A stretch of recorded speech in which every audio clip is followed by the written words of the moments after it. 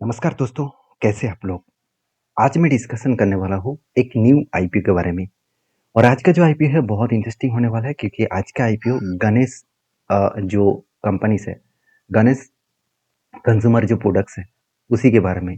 देखिए एक FMCG sector से बिलोंग करने वाला कंपनी है और गणेश कितने पुराना कंपनी आप जानते हैं। गणेश की सिर्फ प्रोडक्ट्स के ऊपर डिपेंड करके काम करना बहुत बड़ा वीकनेस और दिक्कत वाला पॉइंट्स हो सकते हैं। यहाँ पे मैं कंपनीज के पूरा डीपली में स्टडी करके आपको बताऊंगा, मतलब डीपली डेटा आपको दिखाऊंगा, फाइनेंस से लेकर फंडामेंटल्स तक। तो इस वीडियो को लास्ट तक देखिएगा। तो टोटल गणेश का 7 फैक्ट्रीज है, 25 इसका मतलब एजेंट्स है, सीएफ एजेंट्स है और ऑल ओवर इंडिया में। और 200 से भी ज़्यादा इसका प्रोडक्ट्स है, 200 से भी ज़्यादा इसके एम्प्लॉयज़ काम करते हैं। 7,000 से ज़्यादा इसका रिटेल आउटलेट है, सॉरी 70,000 से ज़्यादा इसका रिटेल आउटलेट है। 800 से भी ज़्यादा इसका डिस्ट्रीब्यूटर है। तो एक छोटा सा कंपनी होने के बाद भी एक स्ट्रेंथ है क्योंकि 2000 से लेकर कंपनी आज तक काम कर रहा है। तो किसी फील्ड में टिके रहने के लिए इतने साल, 25 साल काफ़ी है। और बाकी इसका जो प्रोडक्ट है वो तो आप जानते हैं, आटा से लेकर मैदा से लेकर आप यहाँ पे देख सकते हैं हर कैटेगरीज का जो प्रोडक्ट है वो आप सभी जानते हैं। इसका प्रोडक्ट घर में आप यूज़ भी करते हैं। तो सारे पॉइंट्स तो मैंने आपको बता दिया। अभी चलो मेन मुद्दे पे चले जाते हैं, इस कंपनी के डिटेल्स के बारे में। देखिए इसका हेडक्वार्टर है वेस्ट बंगाल कोलकाता, मतलब कोलकाता बेसिस से कंपनी है। और गणेश नाम से आपको पता चल चुका है, भगवान गणेश जी का नाम से ही इस कंपनी का नाम रखा गया है। और company business to business models के ऊपर एफएमसीजी का सेक्टर के हिसाब से काम करते हैं। तो कंपनी का परफॉर्मेंस क्या है आप देख सकते हैं। देखिए B to B and B to C दोनों कैटेगरीज के ऊपर कंपनी काम करते हैं, मतलब बिजनेस टू बिजनेस के हिसाब से और बिजनेस टू कंज्यूमर के बेसिस में भी। अभी देखिए कंपनी का जो एसेट है, एसेट के बारे में बात करूँ तो 343 से लेकर 308 और 341, मतलब एसेट में उतना ज़्यादा ग्रोथ देखने को नहीं मिला। एक चीज़ मुझे अच्छा देखने को मिले है वो है कंपनी का सेल्स ग्रोथ, जो 12% के हिसाब से ग्रोथ हो रहा है। किसी भी कंपनी के सेल्स ग्रोथ 12% से ग्रोथ हो रहा है, वो भी एफएमसीजी कंपनी, तो एक अच्छा माना जाता है। और 31% का प्रॉफिट ग्रोथ, मतलब बहुत तगड़ा मार्जिन यहाँ पे कंपनी के हाथ में आ रहा है। देखिए सेल्स जो ग्रोथ है 600 से लेकर 765 और 855, एक अच्छा खासा टोटल इनकम का ग्रोथ हुआ। अभी प्रॉफिट के बारे में बात करूँ तो 27, 26 और 35, तो यहाँ पे बीच में थोड़ा सा प्रॉफिट मार्जिन कम हुआ था, फिर से उसको रिकवरी भी कंपनी कर दिया है। अभी कंपनी का कर्जा देखिए, धीरे धीरे करके कंपनी का कर्जा कम हुआ, तो अच्छी पॉइंट्स है क्योंकि कंपनी का कर्जा 0.22% है। मतलब इसका डेप्थ ऑफ इक्विटी बहुत कम है, जहां से कंपनी खुद को स्टेबल कर सकते हैं, आगे बढ़ सकते हैं। अभी return of equity and return of capital employed दोनों ही आपको अच्छा खासा देखने को मिलेगा।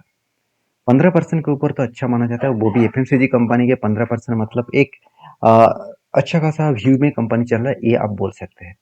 अभी कंपनी का अर्निंग पर से 9.5% है और कंपनी का पी रेशियो 33 है। इस दोनों को मुझे कंपेयर करना है बाकी कंपनी से, मतलब बाकी सेक्टर में बाकी कंपनी से।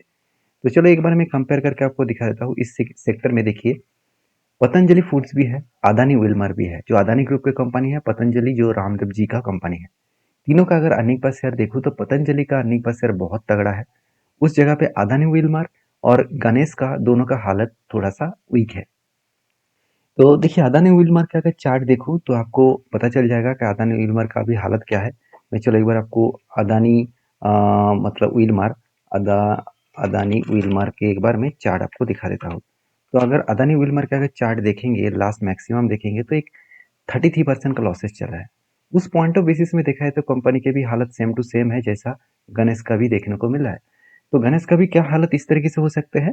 चलो और भी कुछ पॉइंट्स डिस्कशन कर लेते हैं। जैसे कंपनी का पी रेशियो 33 है, उसके अकॉर्डिंग बाकी कंपनी का पी रेशियो मुझे थोड़ा सा ज़्यादा लगा। तो यहाँ पे आप देख सकते हैं कंपनी के परफॉर्मेंस के साथ साथ कंपनी क्यों आईपीओ लेके आ रहा है वो भी जानना बहुत जरूरी है। कंपनी बता रही है खुद के जो कर्जा है उसको मिटाने के लिए, काम करने के लिए 60 करोड़ यूज किया जाएगा। तो एक्चुअली कंपनी का कर्जा है 50 करोड़, तो वो 60 करोड़ यूज करेगा, मतलब खुद के जो कर्जा है वो भी मिटाएगा। और प्री पेमेंट, मतलब पहले से वो पेमेंट करना चाहेंगे, तो लोन लेने से, मतलब प्रोडक्ट लेने से पहले, लोन लेने से पहले वो लोन को मिटाना चाह रहा है, तो ये अच्छी बात है। और साथ ही साथ फंडिंग कैपिटल एक्सपेंडिचर, कंपनी कुछ कैपिटल एक्सपेंडिचर करने वाला है क्योंकि इसका मैन्युफैक्चरिंग हो रहा है दार्जिलिंग में, तो उस दार्जिलिंग के मैन्युफैक्चरिंग यूनिट्स में वो 45 करोड़ यूज करेंगे। तो अच्छी बात है, कंपनी बिजनेस के ऊपर यूज़ करेगा पैसा, वो कितने यूज़ करेगा चलो मैं आपको यहाँ पे बताता हूँ। इस आईपीओ लेकर है करीबन 408 करोड़, उनमें से 130 करोड़ बिजनेस में इन्वेस्ट होगा, बाकी 278 करोड़ कंपनी प्रोमोटर के जेब में जाएगा। तो यहाँ पे एक पॉइंट्स मुझे वीकनेस लगा, क्योंकि बिजनेस के ऊपर ज़्यादा पैसा यूज़ होता तो बिजनेस में ग्रोथ और भी देखने को मिलता। ज़्यादा पैसा प्रोमोटर के जेब में जा रहा है, मतलब प्रोमोटर शेयर को बेचकर खुद का प्रॉफिट मुनाफा कमाना चाहते हैं।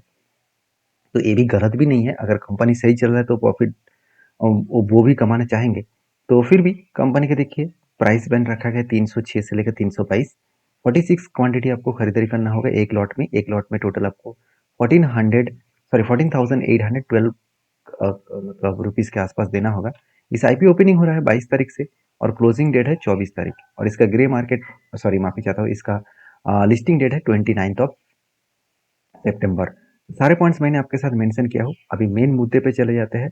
वो मेन मुद्दा क्या है, वो है कंपनी का ग्रे मार्केट प्रीमियम। अगर मैं गणेश का ग्रे मार्केट प्रीमियम देखूँ तो 18 तारीख को 7% था, 19 तारीख को 5.5% है, और 20 तारीख को 5.5% के आसपास देखने को मिला। तो मुझे नहीं लग रहा उतना खास आईपीओ लिस्टिंग देखने को मिल सकता है, क्योंकि एफएमसीजी सेक्टर में अभी उतना ज़्यादा ग्रोइंग मूड देखने को नहीं मिला।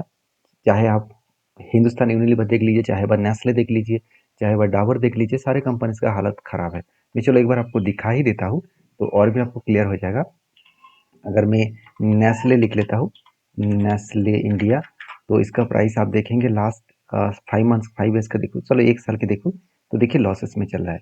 उसी तरीके से मैं अगर डाबर का देखूँ तो डाबर का भी हालत उसी तरीके से आपको देखने को मिलेगा लास्ट 1 ईयर्स में। तो इसी जगह पे अगर मैं पतंजलि को देखूँ तो आपको वो डेटा कुछ इस तरीके से देखने को मिलेगा, 1 साल में कंपनी प्रॉफिटेबल में चल रहा है। तो इसीलिए कंपनी का अर्निंग पर शेयर अच्छा खासा है, तो इसीलिए कंपनी का परफॉर्मेंस भी अच्छा चल रहा है। तो ये था आज का अपडेट्स। मैं लास्ट डे में एक और एक अपडेट्स लेके आऊँगा, मतलब इस कंपनी का जो लास्ट डे है, तो जिस दिन कंपनी का क्लोजिंग डे है, उस क्लोजिंग डे से पहले ही मैं एक वीडियोस लेके आऊँगा। वहाँ पे मैं बताऊँगा कि इस कंपनी के ऊपर कितना सब्सक्राइब हुआ है, कितना लोग इंटरेस्टेड है। तो वीडियो अच्छा लगा तो लाइक करना, चैनल को सब्सक्राइब करना। मिलते हैं नेक्स्ट वीडियो में। धन्यवाद।